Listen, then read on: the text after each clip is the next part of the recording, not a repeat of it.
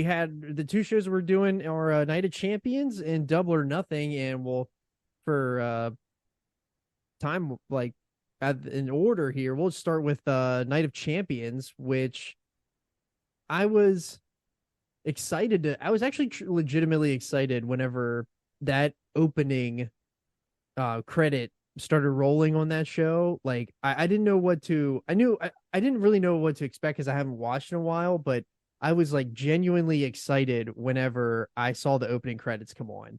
And usually for a Saudi show, like we get really excited for them, and then like it dissipates really quickly. And I think the last two have been really good. I really do. And that's not coincidental that the last two have coincided with Levesque steering the ship more. Because you remember absolutely the previous one was the Logan Paul show, Logan Paul and Roman, right, right. and that show was wonderful. And then the one before that was the Elimination Chamber, which it had the Roman Goldberg match, whatever. But I believe that's the one where Bianca won the Elimination Chamber I think to so. then Yes. go and win WrestleMania. So they've they have a nice little string of things going here. Yeah, absolutely. Um, but yeah, they kicked off the show with this World Heavyweight Championship match, and I thought that my only thing my only gripe I had with this leading the show was that we're trying to establish a brand new belt. We wanted to be prestigious. We wanted to mean something, but I know that it made sense later on why they put it where they did, but I kind of wish it would have been a little bit later in the show. But if you like, and that's only just for looking at it through a lens of like titles should be going on last. But the way that the show played out totally makes sense of why they led the show off with it. I thought it was a great opening match. And Rollins gets the win and is the very first World Heavyweight Championship reincarnated. Yeah, and he's the first guy to ever have all those belts, which is fantastic. Yeah, and Rollins is definitely their guy. Like they've been saying for a while that Rollins is their guy, and I'm glad that they gave it to him. And I think he earned it though too. well, and the thing about it with what you saying about the match placement, which that you couldn't have done that match right before the Bloodline match. You couldn't have done that Correct. match after the Bloodline match. And so, like you just said, with where they were going, that's where it had to be.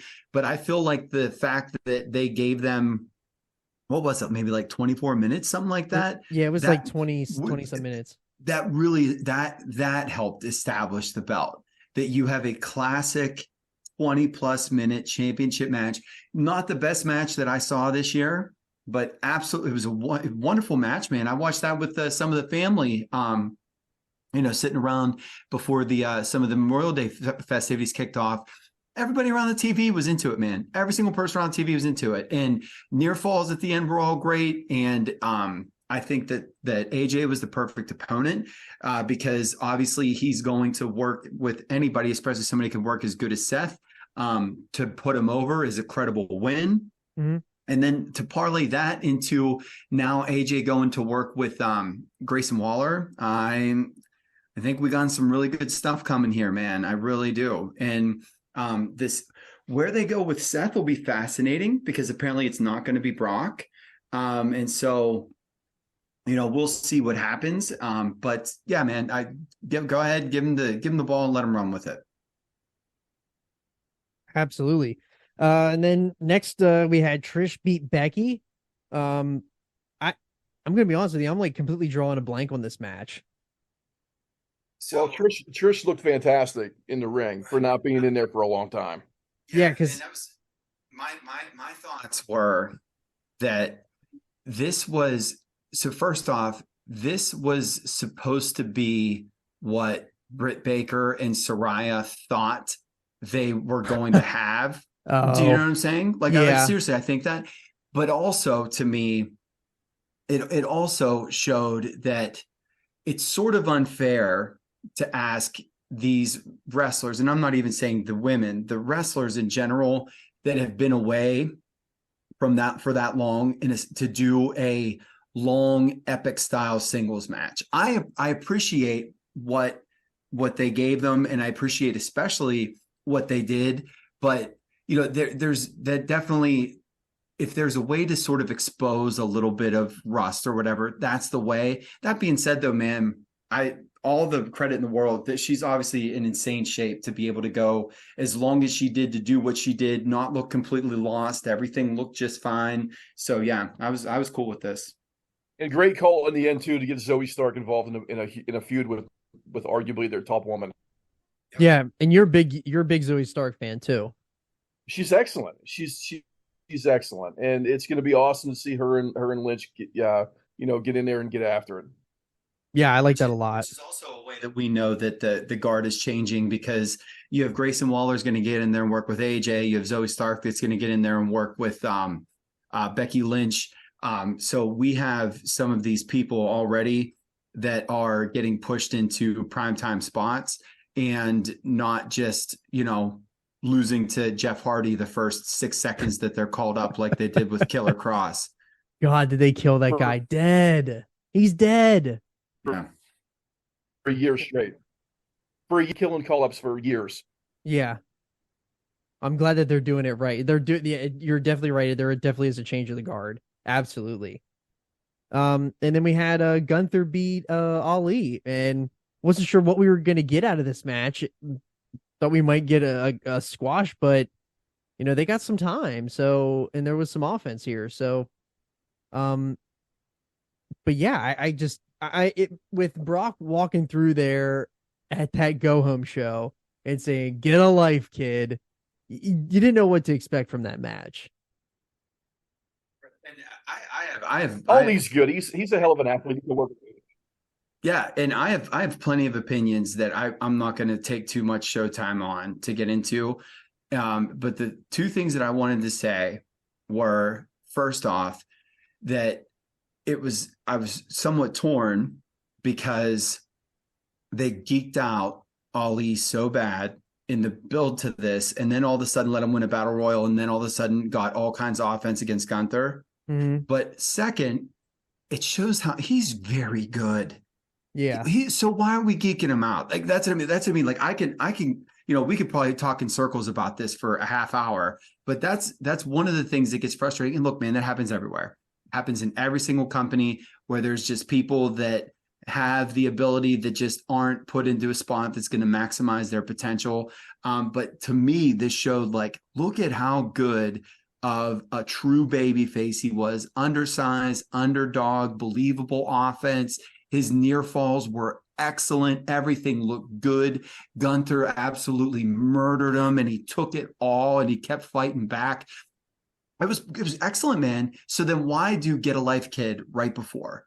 Yeah. Do you know what I'm saying? Like that's in the positively Page gimmick or whatever he's been doing with, going back and forth with Dolph Ziggler. Like, that's the only frustrating thing, is that I wish that he would have been on a little bit of a run and had a little bit of momentum, because it would have made this even more believable, where I believe their approach was, oh, let's have him be a nerd, and then, the crowd will really get behind him. And to me, I think that was the incorrect call for what the idea of the match ended up being, which was excellent.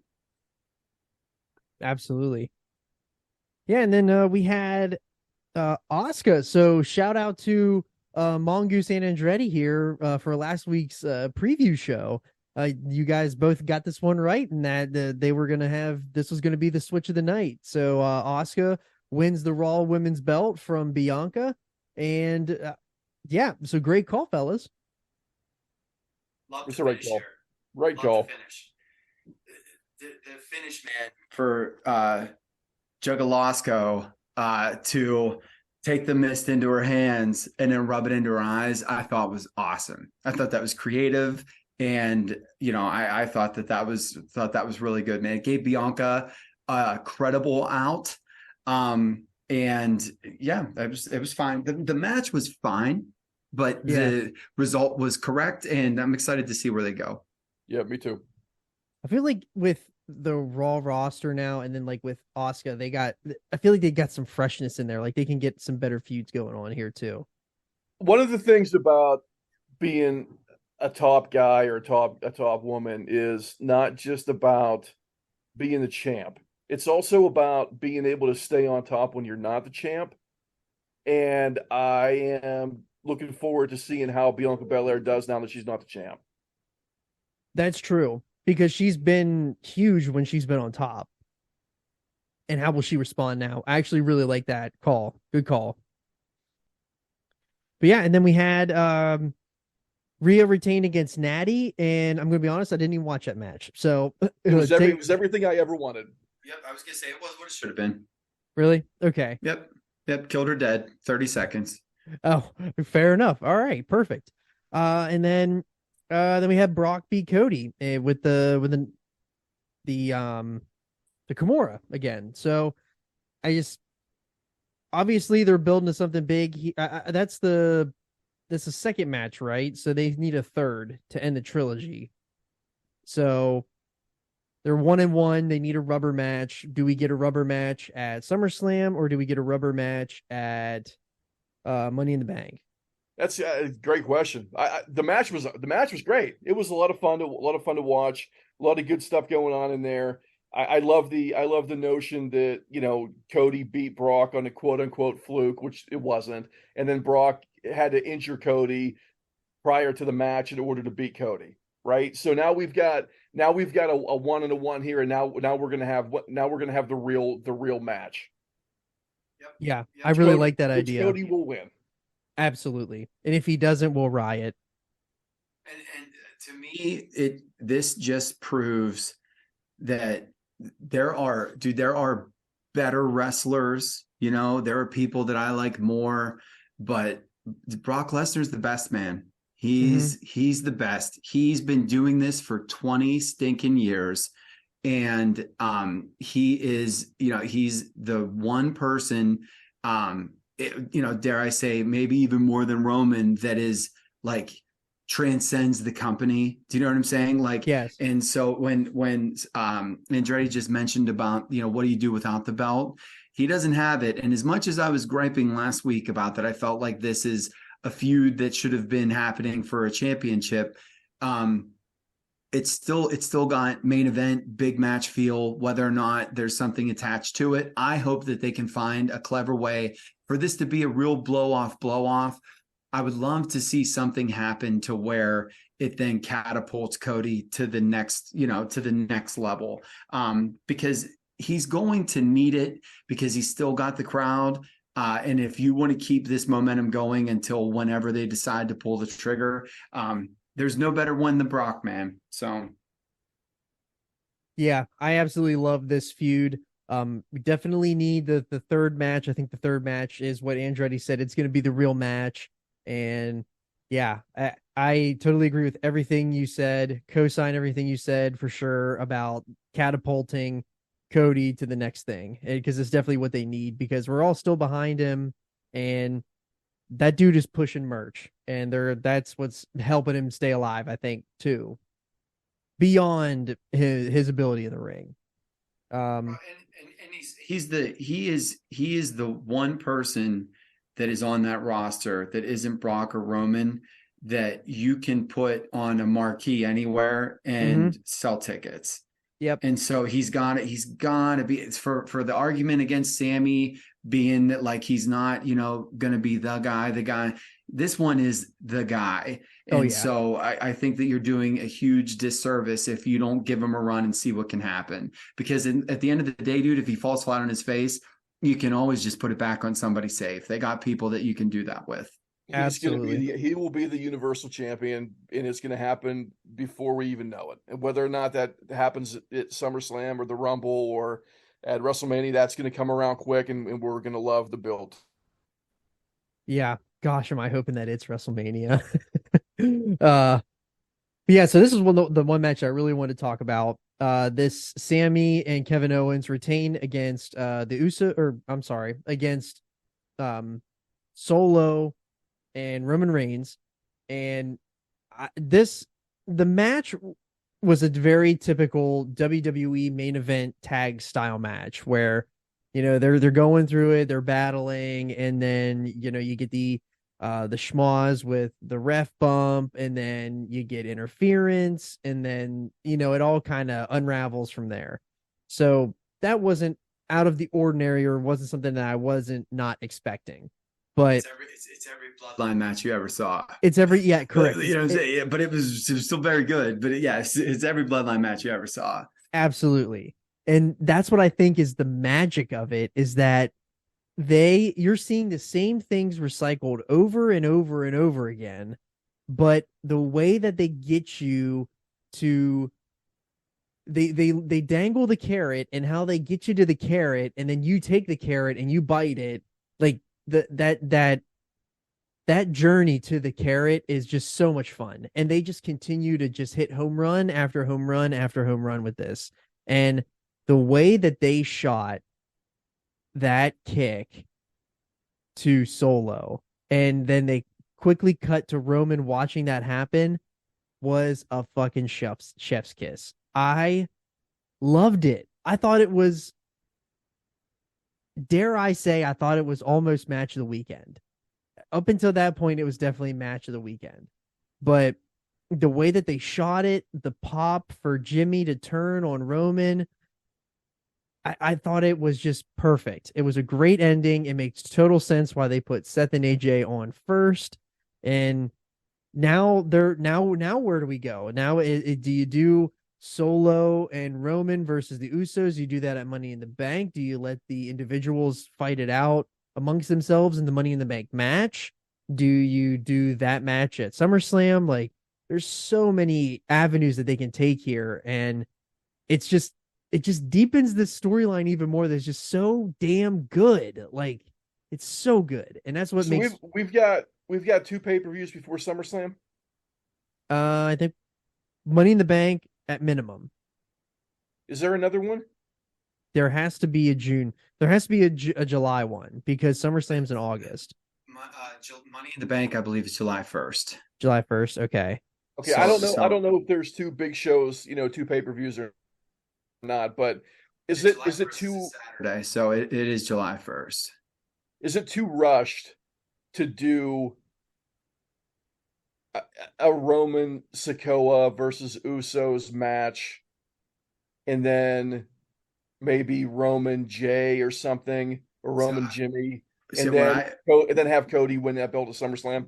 So what I think we get is that we get Solo and Jimmy, and then that is where Jay fully turns to join Jimmy. So Jimmy beats Solo because Jay helps Jimmy beat Solo. Mm-hmm. And then we get either the tag match, or you go one of them versus Roman, or each of them versus Roman. But I think that it's Jimmy beats Solo with help of Jay, and then we get the tag match. And to be honest, I think that tag match probably happens at SummerSlam. If I was venturing to guess. So good. I love it so much. I love that booking as well. The only crappy thing about it is that Roman has wrestled 3 times this year. Well, I mean, so is MJF too, but that's not to say that they're doing it right with him either. Right. But the worst thing about it is that, and this, we went back and forth about this last week. No need to do it again. But 1,000 days or 1,100 days or 1,300 days, I don't care about it if he literally wrestles for the title 4 times in 2023. Yeah. Do you know what I'm saying? And not that I don't care about it, but like, I know that in 20 years, dude, they're doing this so that they can tout this reign later. But that's the only frustrating thing about it, is that he's not the most dominant champion because he literally doesn't wrestle any championship matches. But whatever, man. The whole story is going to be great, and that's, if I was going to book it, I think that's the way that I'd lay it out. Yeah, absolutely. So, but yeah, I thought that Night of Champions was a pretty good show. I definitely am really excited to see where they go moving forward, especially into Money in the Bank and SummerSlam too.